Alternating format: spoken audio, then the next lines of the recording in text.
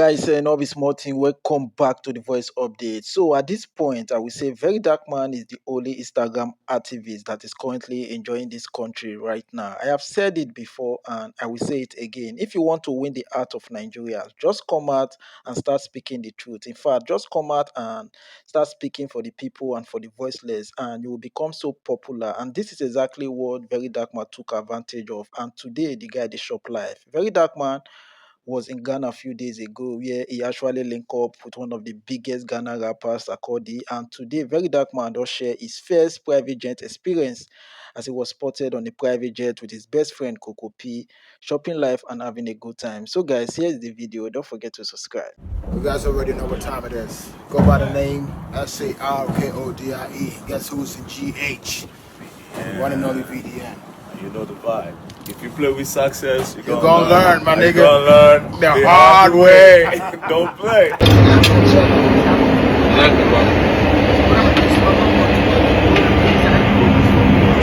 My shoe to the side.